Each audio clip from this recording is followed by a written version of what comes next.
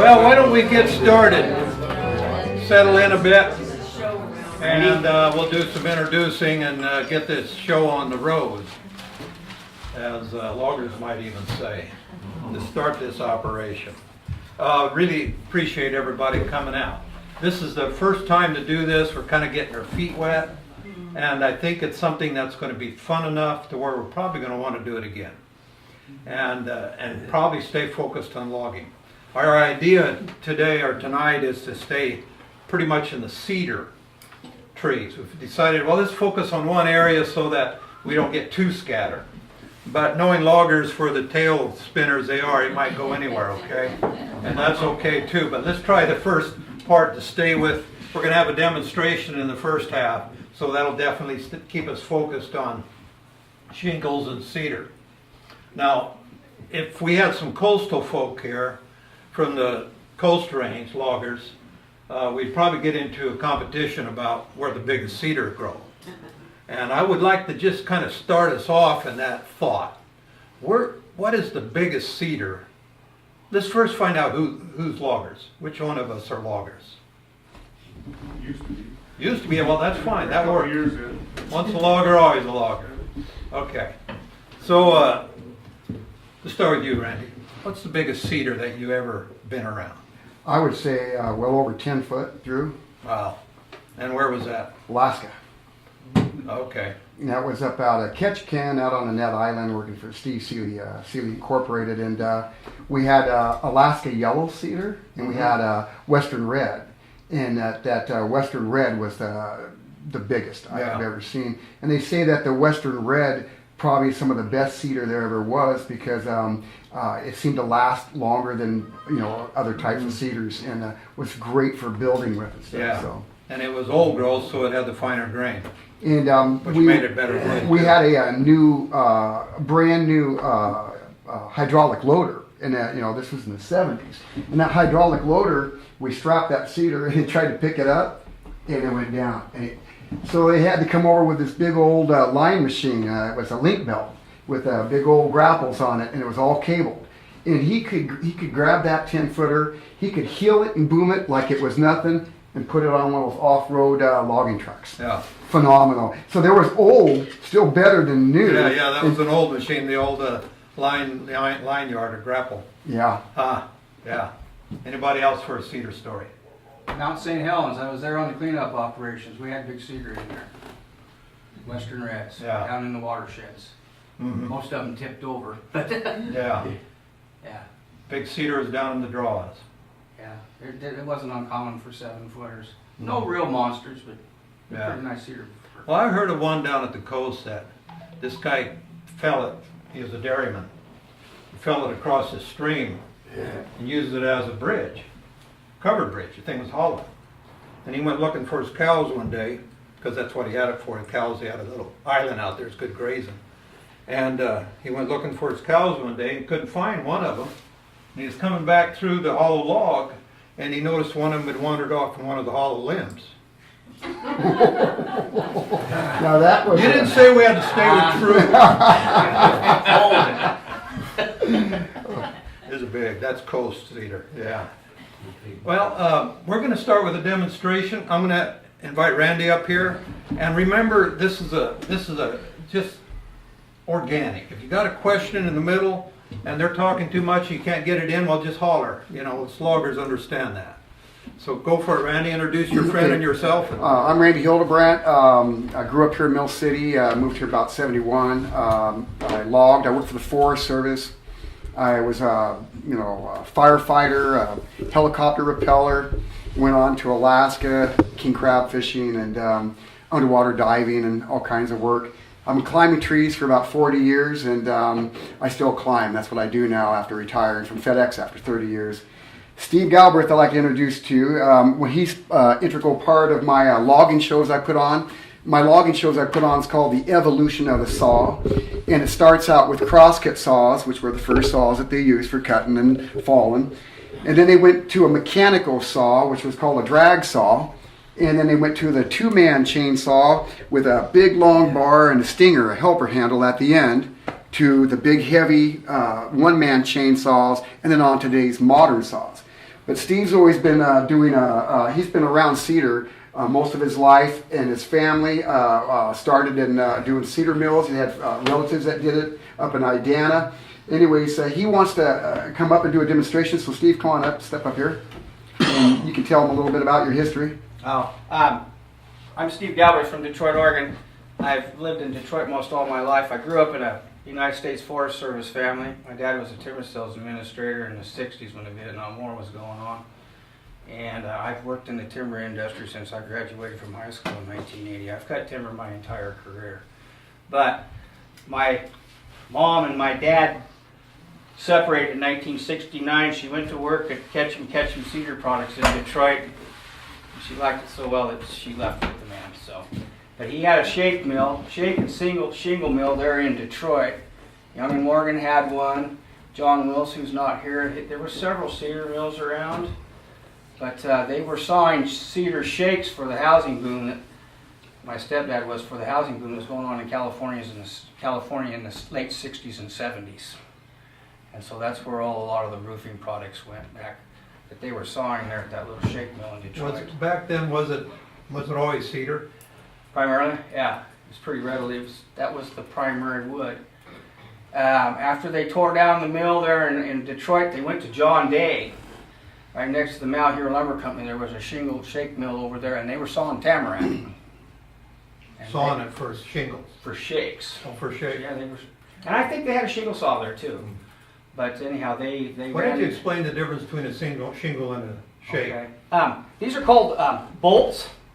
And a bolt is, help me out, my dear sweet wife, what did Wikipedia say? It's a block of timber that's about to be sawn or split. Usually from 2 to 8 feet. 2 to 8 feet. Shingle bolts are shingles are 16 inches in length, and they are sawn on a circular saw. At least they were.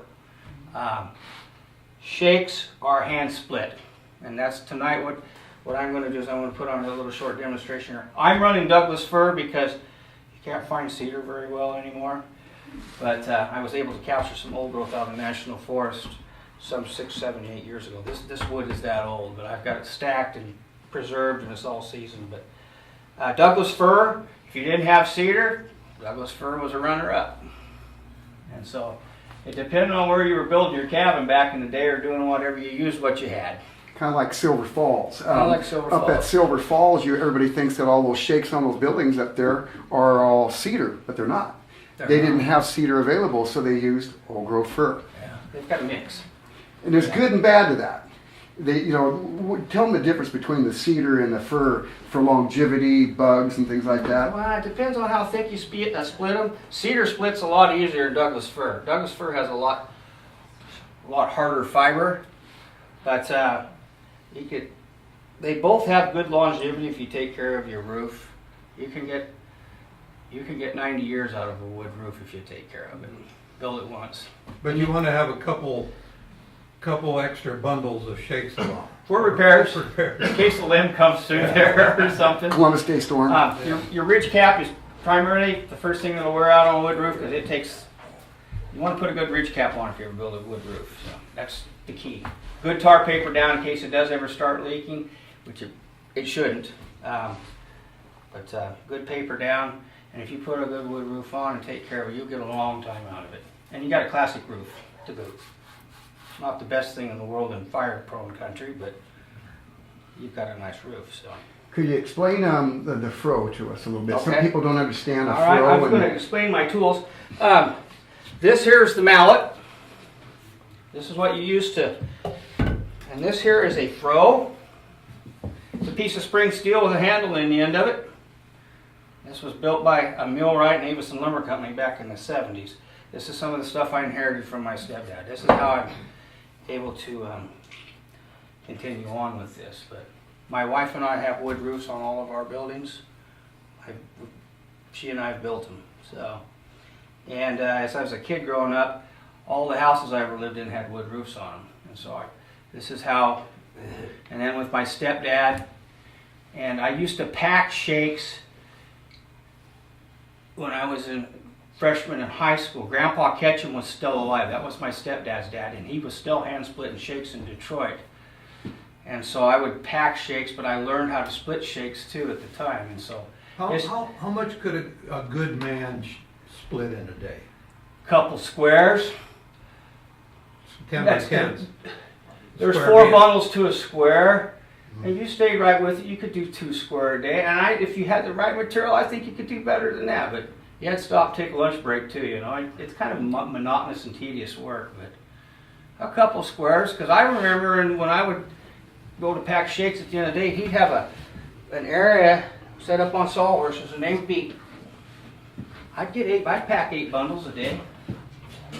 It'd take him probably a week and a half to split a roof for a house, but that's how he was making a living. Wow. And so, but he was just solo, and then he'd go out and get his own cedar products himself. So Yeah. it was a one-man operation with Grandpa Ketchum. So, but anyhow, tonight we're running Douglas fir. I hope I have enough muscle to pry these off. So anyhow, I'm gonna.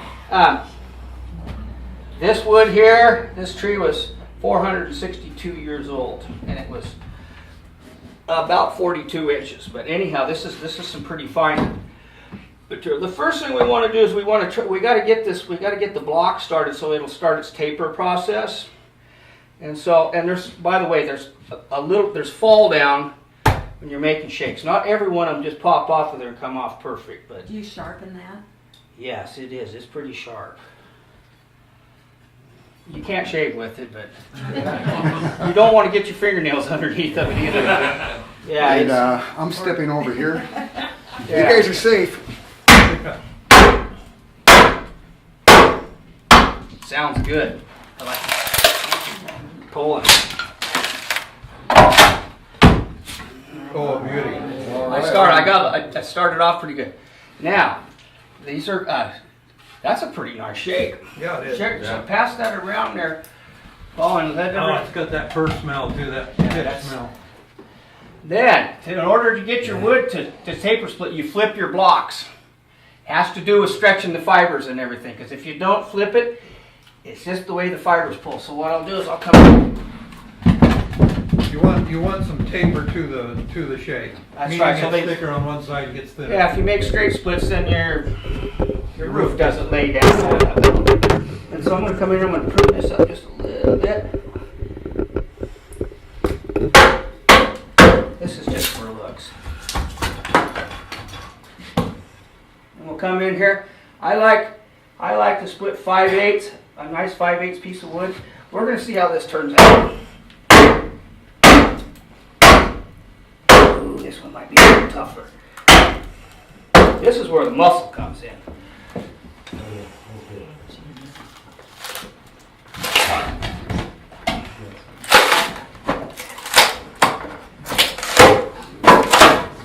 Done it. All right. Good man. Do they ever split in It the almost middle? smells good Break enough in the to eat. middle? Do they ever break in the middle? Oh yeah, Okay. that one's probably going to. So you'd get 2 narrow ones out of that one. And knots can be a problem. Oh yeah, you usually just split the knots out. This is a pretty nice block. It's got a really nice surface to it here. Now, if there's a little bit of that pitch smell, I mean, some fir has more pitch than other. Yeah. Does that benefit the shingle? Because pitch is resilient to water. I think it might. Yeah, I would think it would be a preservative. Yeah. I mean, the fir's got a little bit of that in it Yeah. anyway. Yeah. It's got a nice pitch smell to it. Here we go.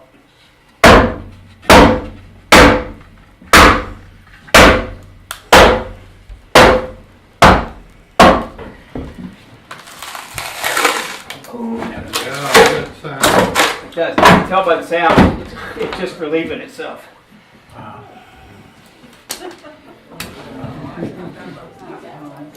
What's your mallet made out of? Nylon. It's just a piece of shaft steel with some threads on the end with a couple big washers, and It's got weight to it. it's got weight, and it doesn't mushroom your fro. Okay. It bounces. It's steel on steel. You just wipe your fro out. Yeah. I've Sears and Roebuck catalog worked pretty good. Yeah, you can take it, just saw out some squares, drill holes down through it. You can put Sears and Roebuck, but this is the stuff. You know. So where's the name Fro come from? The name Fro. Good question. Two was already taken. Some Norwegian? Probably. Two was wrong. Wikipedia. Hither and fro. Yeah. Yeah. Fro's brother, Fro. Yeah. I see my bolts are getting some time on now. I see there's little. Maybe it's what Crow was shaved with, yeah. Yeah. Okay, we'll prune this up a little bit. Oops.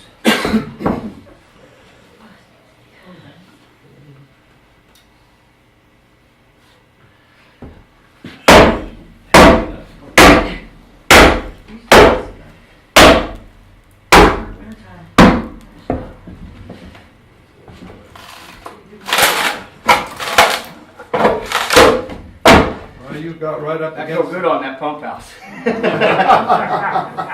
Yeah. Another one. And you know what? They're staying together. That's good. But if they got cracks, you know, you can just break them in half. The shake roofers, you could cover a lot of area with 8, 9s, 10s, 10-inch wide shakes. You could put a wood roof off, put it on pretty efficiently, pretty fast. Now, sometimes I see a lot of color in that old growth fir. Maybe it's fresher or something when you cut it. It just seems when you pop them before, it almost like a rainbow color on them. It's just Yeah. real pretty. This has got a little bit of streak. Yeah, that's what I was seeing on some of those. Yeah, that is the beginnings of decay and defect. It's but it doesn't hurt anything. just in the stain It's process. just starting in Yeah. on the old age process.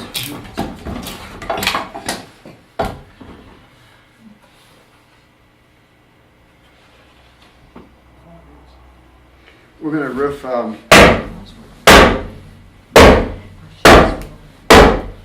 they weren't. That's a big fan. 76. When we That- built the house up. That fishtail doesn't hurt anything. So you're coming into a little rock there. Yeah. I think you just went by it. Like I say, these bolts are, I don't know, when did we cut them? About the time we started building the house, 2000, and they're 8 years old. But they've yeah, they're doing pretty good actually.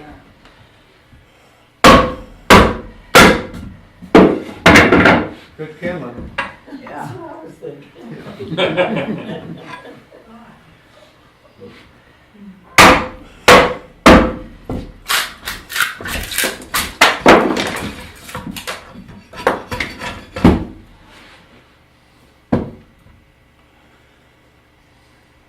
A lot of fun watching a man who knows how to handle his tool, isn't it?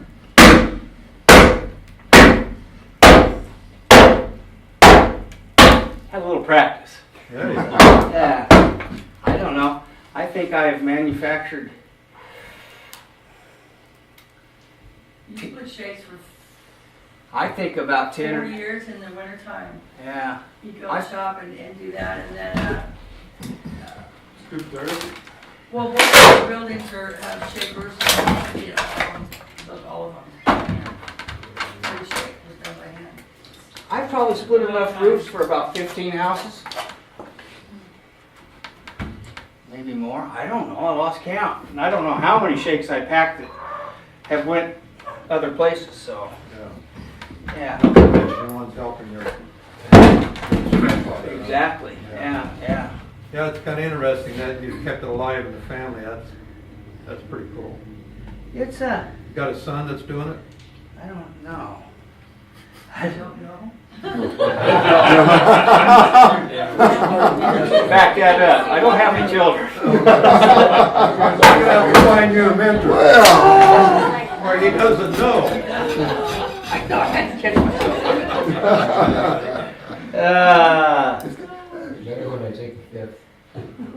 They do this all day long? Yeah. Grandpa Ketchum would. He'd do it 8 hours a day. Yeah. And he'd make great steaks and posts. when he went out and bought a tree from the government, he harvested the whole entire thing Yeah. from stem to stern. He wasn't just after shaking.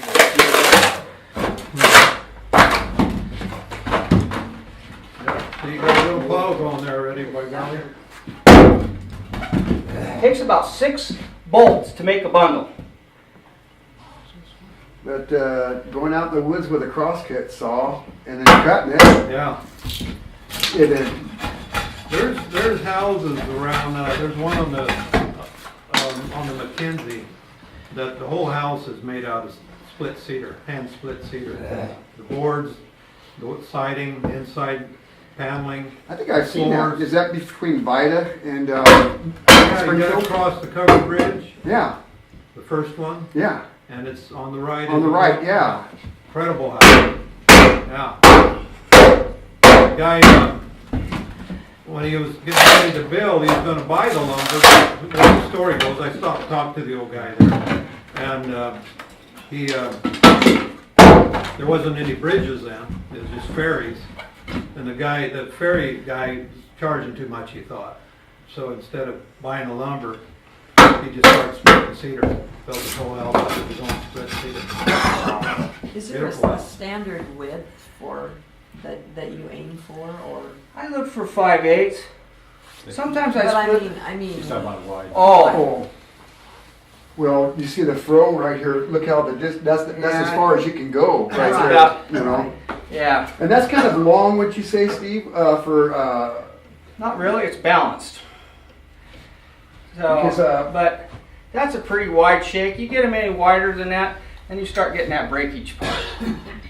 this one here 10, is 11-inch wide shakes are pretty nice. that's WPA, like the 3 C's. Right. Workers Progress Administration right there. So there's a WPA fro Oh, right gotcha. there. That's not the original handle. I'm sure.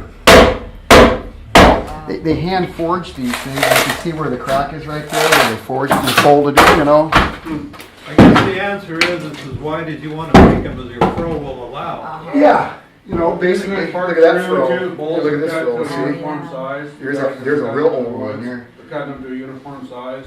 Pretty much They know what so. you're expecting, Yeah, when we what go you can do. when we go out and harvest bolts, we clean all the sapwood off, clean up the heart a little bit. We bring home the best of the wood. I You got don't an wanna be opportunity You to don't pack, yeah. I got an opportunity to bring out bolts over the coast, and that's pretty exciting when you're using helicopters. And you got the helicopters flying bolts over here, and then you got the mad scramble of ants trying to load them onto the trucks. Yeah, Sometimes exactly. they interfere with each other, incoming winds and stuff. But the bolts are all pretty uniform. You know, I'm going to try something. I'm going to switch up. I'm going to turn this block. We're going to see what happens here. This is probably going to be just.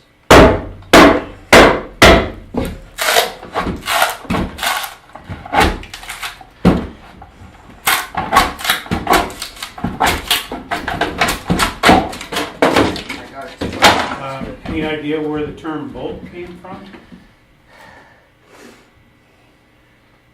Good question. Well, she went to Wikipedia. I think it started back on the East Coast when they were cutting hardwoods for pulpwood. And the length was what, anywhere between 4 and 8 feet long? It's a term that the East Coast people that were harvesting hardwoods back in the day came up with.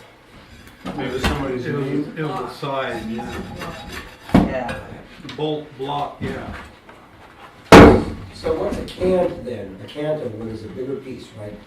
Well, cancer, you generally, you know, if you take a log and you saw it this way and you saw it that way, That's the cant. that's the cant. That's It can be different sizes. Yeah. Much Yeah, longer. but you're right. It's just a bigger dimension. Yeah. Yeah.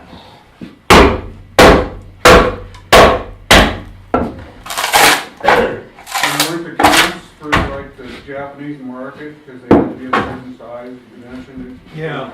Yeah. For Yeah, loading you onto could- the ships and stuff. Right. And they had to be milled somehow in the United States before it went overseas. 3 And sides. milled them into cans. They're actually, they took some #1 logs from the west coast here and they've actually sunk them in Japan. And they're preserving them under the water. There probably some of them still there. Millions of board feet down under the water. Oh, that's a long time. with the big earthquake they had over here a few years ago, I was waiting for some of that timber to come back here to the pit.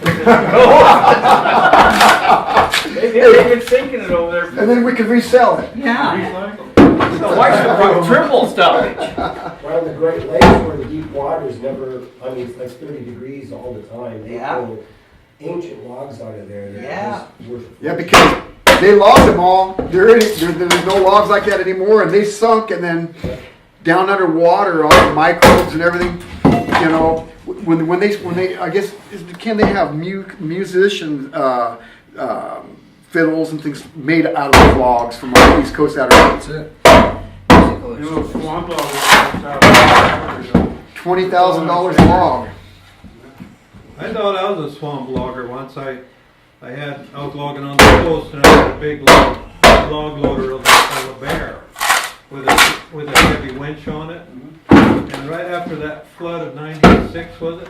That's when I was there, and I had that machine in Tillamook to get worked on. And I'm driving down the 101 to go across this here slough, and there's this water still real high. There's this big log with a root wad on the end of it up against the piers, and I thought, well, I'm going to get that bugger.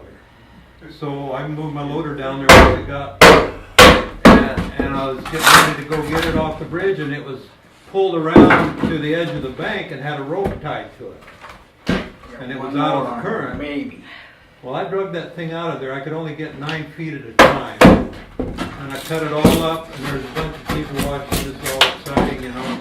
I get down to the last chunk, it slips out of my grapple and takes off back down into the river up against the bridge.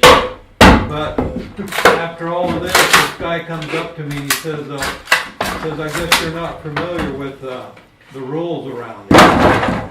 He said, if a log has a rope on it, it's already been claimed. And he said, I can take you to court on this. I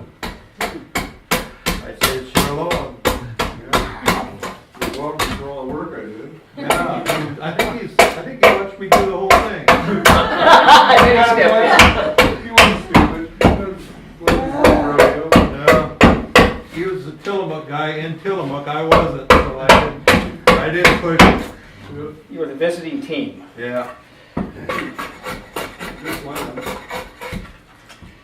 Look at that. Yeah, this is just what is that, framer's hatchet? Sharp. It's from Craftsman. I bought that at Sears back in the early 80s. I don't think they even make them anymore. Well, if they are there. But anyhow, this thing works really well for pruning up your shakes. Getting them.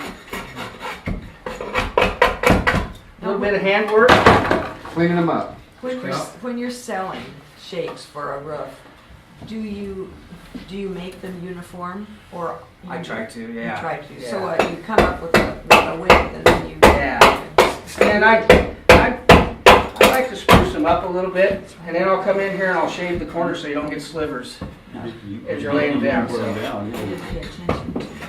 Then he binds them. He's got a special workstation like box that he puts his shingles in, and they're all folded, you know, up. And then he bands them, and then he's got a bundle, you know. And I pile them Now up. he does this at the logging shows for me, and he'll bring that box with him a lot, you know, and he'll be doing this and then banding them while he's doing it. And when we did work for Silver Falls on one of my shows up there, he donated all the shingles that he did here, the shakes, and to Silver Falls for repairing their villages because it was all done in old growth fir. Nice. We're creaming her out now. Well, that's. Why did you pop that one off? That was broke. It had a crack Well, it coming had a down crack through in it. it. It's just going to break anyhow. So. Let's see. I'll come in here and I'll just prune these edges off, so that when you're laying this roof down, you're not People getting love those you getting for those that big problem. long slivers stuck in your hand. So that's the extra little stuff that I do. Just basically doing some more improvements to them. If you got any humps in there, I like to knock them off so that they lay down better when you're putting your roof on. Now, Steve, I've seen you paint the ends of those before, like you do on your roof. Explain that. Painted the whole entire shake. It's like painting an automobile. I use oil-based enamel paint. Oh, hand mix a shake. Yeah. Preserve, is that the Well, it idea? moves snow good too. Oh, slick. Yeah, on an 8-12 pitch, our wood roofs move snow just like a tin roof. Slick. Yeah, and it wipes all the snow off, and you still got your paint. So, just little tricks. Yeah, you can put a lot of time in building a wood roof. If you do it right, you got the classic look for a long time. So. Now, if I had that shake, I wouldn't have done that. I would have let that hole be there and just go for it. But That? you're pretty picky. Well, it was cracked. Okay. It had another crack in it. Yeah. No, the fishtail holes don't hurt a thing because when You're going to be all covered by the next one, huh? you lay your wood roof 10 inches to the weather. Called fishtail because that's kind of the shape, huh? Look at that. That's beautiful. 10 inches to the weather. And then you see how much wear you've got there when you start getting 3 rows up. It takes a long time to wear out 1.5 inches of wood. Yeah. So, and when you start out on your wood roof, you double up on your row in the bottom. You can put shingles down, and then you come over here. So your first row's doubled up, so you got all your cracks, and then you just start going up, move up 10 inches, pave over all your cracks. Wow. Sweet. All Nice right, job. Thanks. Good job. Go ahead and work on those shingles while Larry, you would do some, or Randy rather, while you do a little explaining about some of the gear you got around here. Here, let me see here. One of the famous climbers here in the canyon, Red Thomas, and I was fortunate enough to have met him as a young boy, and went to school with his grandson, graduated with Bernie Thomas. But I got pictures of him in the 1920s topping trees down in redwoods down in California. And he logged and worked up in the canyon here and stuff. And Red Thomas, this is his original climbing gear. And so basically, what they have is this manila rope right here, and they have metal sticking out of the rope all the way through. And you always hear about these these climbers that cut their rope and they fall out of the tree because they were using crosscut saws and axes up there. Well, the story is the metal that they have in the core is soft, so it's pliable. If it was really hard steel, it would be pliable for running the rope around the tree. And when all the climbers were up the tree, what they would do is they would use their axe and they would cut the branches on their way up. Just hit them right against the tree there. Get up there, and then they would cut with they'd have a small crosscut saw, and they would put you see a crosscut saw cannot go at an angle, like on a face on a tree when you're cutting in. You cut your angle in this way and you come down this way. So you can cut into the tree so far with the crosscut saw, and then they would axe. That's why they always had to axe the face out. Well, so now you got the rope around the tree here, and they got this axe up there, and they'll be 180 feet off the ground. And so they'll be facing the tree, taking knocking the face out of it. Once they get the face out of it, then they come around the back side of the tree with their crosscut saw, topping saw they called it, and that's what they would cut, and then hang on, drop the saw that's on the rope there, and watch the tree go. Well, what happened a lot of times is the guys cut their ropes, but it wasn't very often that they cut the rope in half, even though it had that metal in it. And if they could, with those sharp axes, it would go right through that rope and that metal. So when they were swinging their axe and the rope's going around the tree, they would hit into the rope sometimes, and they might cut a couple strands, maybe up to 2 strands. And that wouldn't break the whole rope and they wouldn't fall. And there were guys that were so good at fixing those ropes, they'd actually fix it while they were up the tree. And but anyway, Red Thomas, this is his original climbing gear right here. In old growth, you see your guys like your linemen around here with your power poles. They have really short spurs on them, but you can look at the size of the spurs on that for the old growth trees. And they made them even longer than that. So they could get through the bark. Through the bark. Yeah. And I just climbed a tree the other day that was 26 feet in circumference. And a lot of the bigger the trees, they have, and the older the tree, they have that really thick bark on it. Well, when you're trying to get up the tree and you're throwing your rope up, you're sliding back down because that bark's crumbling underneath your spurs. And I bet you, and I've been climbing for 40 years, to get about 40 feet, I bet it took me darn near an hour. Once you get up above the thick bark from the base of the tree, then the bark's not as thick and it's a lot easier going.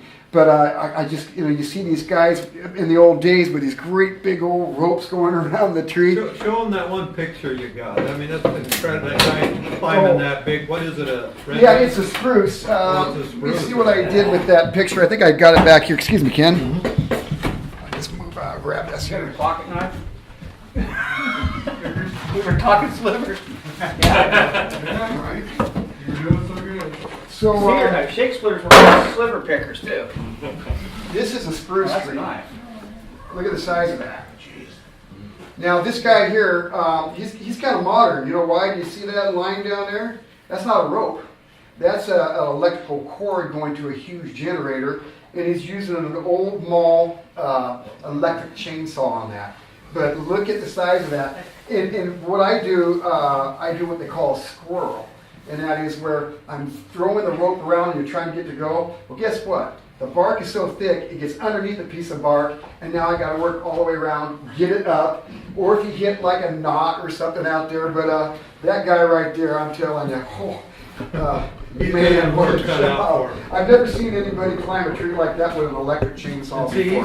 he's got a problem there too. His rope is below him. If he got too much slack because his rope was on top of a limb or something on Right. the other side, and all of a sudden got slack, He could he go could fall backwards and be backwards. hanging upside down with his back to the tree. Yeah, and be pinned there. Until somebody came to help him. Yeah. Blood could get to your head after a while doing that. I gotta say, that man's tough. Yeah, he's tough too. This is the 1930s, and there's Red Thomas up a redwood down in the 1930s down in California. Really? And then this here is Red Thomas right here, standing on top of a spar pole that he had rigged.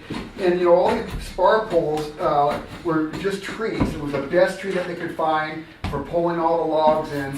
So he would climb it, limb it, top it, and then he became a rigger. And so basically you got your big old spar pole tree up there, the old steam donkey down below, and he would have to rig the guy lines. And all the guy lines is what keeps the pole upright, so it doesn't, shake around. And then he'd have to rig all the blocks for a main line. Now, the main line off of a yarder today, or back in those days, they had a great big heavy line, which was called your main line, and then they had what you call your haulback that comes underneath. So the main line would lower, and the haulback with the chokers, they would set a choker around the tree, and then they'd suck the chokers up and bring the main line up tight, and that's how they pull them in, all done by steam. You see, so they have a boiler on these old steam donkeys. They would do, like bolts here of wood, and they would feed them into that boiler. The steam would get hot, which would generate pressure, which would turn the gears, which would turn, for pulling all your cables in. So, wow, that was a lot of work that those guys did. Let's see here. First time I went up a tree was with Snowball. Any of you guys remember Snowball? Slice was his last name. He's from State. He was a high climber for Lulies. Yeah. Lule? Yeah. Lule timber. Yeah. Yeah. Snowball Slice. There's a steam donkey right there, and these were really common. It's what they used back in the day until they came out with gas and diesel engines, and the modern and stuff. But they would have what they call shoes on the bottom of those steam donkeys, and so basically they would take logs. And I know a lot of times they preferred like spruce, and they would cut the logs, and they would cut the ends of them so they would slide easier. And then they had all this rigging and lines, and they had big cables on them. And so they had your steam donkey on there, all your winches, and all. So basically, they would pull those things down canyons, up the other side, set it at a place where they're going to log that area, and then they would have to pull it. Guys would stretch cables out, and the steam would go, and they'd pull it. And they've got them up here in pictures of Bright Bush, going down the mountain, across the Bright Bush River, and up the other side. Pull off by their own power. all by their own power. I mean, you talk about work, and you know, the average logger back in the day, especially back in these days, burned up about 10,000 calories a day. So they had to eat a lot of meat and potatoes and breads and stuff, you know, put it back. If you're expelling 10,000 calories a day and you're only eating 9,000 a day, you're not going to make it, you know. So camp, in your camps, in your logging camps and stuff, the chef, he was king. If he fed you really well, they're all getting paid the same. They're going to have a good crew there. So you got to feed those guys. Excuse me, is that the lunch sack on their carriage there?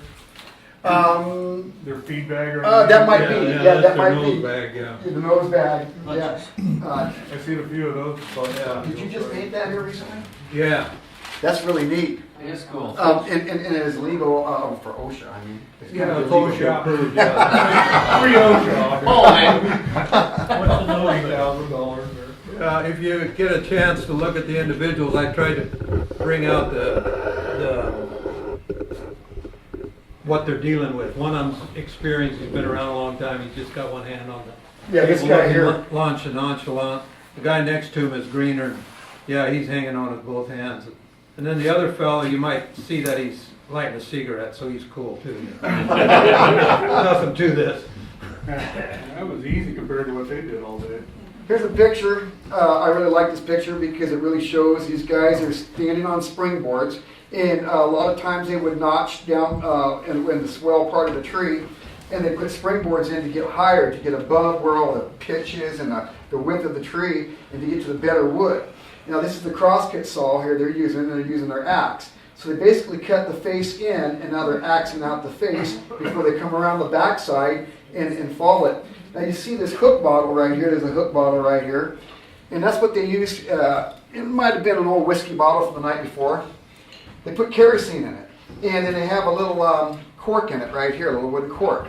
So what happens is, when you're cutting with a crosscut saw through these logs, these trees, you get pitch on that crosscut saw, and it makes it hard to drag it through. So these guys had these bottles close by, and they just run a little bit of kerosene on there, and it would cut through the pitch. It would grease that saw and make it so much easier for going through the logs. So if you ever see one of those, that's what they're called, the old kerosene hook bottles. Makes you wonder if anybody ever drank out of it thinking it still had whiskey in it. Well, you know that kerosene was king. Kerosene was used for a lot of things. Like a snooze bottle at the pool table. Yeah. Now, That hook was for hanging it on a cliff, yeah. this is an original springboard, and the reason I say it's original is it's got the original cork boot marks on it. This is what the problem with all the springboards is that the wood always rotted away, and in the shoe is all that you ever found because it was all hand forged metal, you know, real strong. But and you see that little lip right there? That little lip right there is so that when you took your faller's axe and you notched the tree, and then you stick this in here into the notch, then this piece right here would catch, and then they always wanted it in the tree at an angle like that, so when they stood on it, it would flatten out like that.